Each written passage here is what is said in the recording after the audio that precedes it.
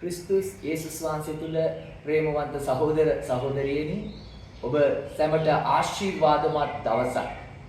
Luke සුභාරංචි පොතේ 6 වන පරිච්ඡේදයේ 48 වන පදයේ සිට 49 වන පදයේ දක්වා යේසුස් වහන්සේ තමන්ගේ වචනය අසා ඒ අනුව ක්‍රියා කරන මිනිසයන් කුමට සමානද කියා පැහැදිලි කර තිබෙනවා.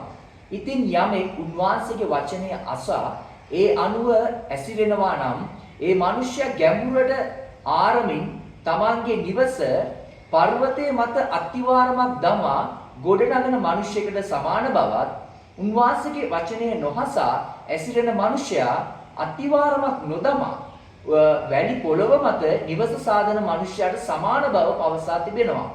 එනම් මේ දෙගොල්ලන්ටම ජලය ඔවුන්ගේ නිවස් වලට කඩා වැදෙද්දී ඒයින් පවතින්නේ උන්වහන්සේගේ වචනය අසා ඒ අත්තිවාරමක් දමා නිවස ගොඩනගපු මිනිසයාගේ නිවස බව උන්වහන්සේ පැහැදිලි කරනවා.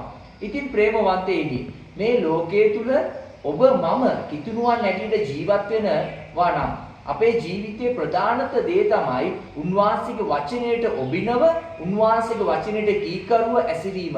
එනම් අප උන්වහන්සේගේ වචනය තුල පවතිනවා නම් අපගේ ජීවිතයේ කුමන කුණාටු වේදනා ප්‍රශ්න කුමන දෙයක් පැමිණියත් උන්වහන්සේ තුල අපි පවතින බව උන්වහන්සේ පොරොන්දු වෙනවා. එනම් මේ උදෑසන මම ඔබව ශක්තිමත් කරනවා උන්වහන්සේගේ වචනය තුල පවතිනා වූ දරුවන් ඇටියට අපි ජීවත් වීමට උන්වහන්සේගෙන් බලය ඉල්ලමු. ඉතින් ප්‍රේමවන්තයිනි, ඔබ සමග පුංචි යාඥාවක් මම කරන්නම්.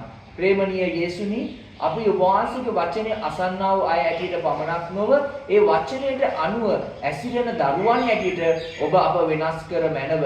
ස්වාමීනි, යමෙක් මේ වීඩියෝ එක නරඹන පුද්ගලයෙක් ඔබගේ ජීවිතය තුළ ඔබගේ වචනයට අනුව ඇසිරීමට නොහැකිව යම් බාධාවක් වුන් තුල තිබෙනවා නම් මේ වෙලාවේ ඔබ වහන්සේගේ ජීවිතයට ඔබගේ ආලේපේ සුද්ධාත්ම බලය නිදහස් කරමින් ස්වාමීන් ඔබගේ වචනය තුළ පවතින්නට අවශ්‍ය ප්‍රඥාව, ශක්තිය, සුද්ධාත්ම බලය ලබා දෙන්න කියලා ඉල්ලා සිටිනවා. සියලු ගෞරවය මයින් ඔබටම පුද කරමින් යේසුස් වහන්සේගේ නාමයෙන් යාඥා අයදිනවා. ජීවමාන දෙව් පියාණනි, ආමේන්.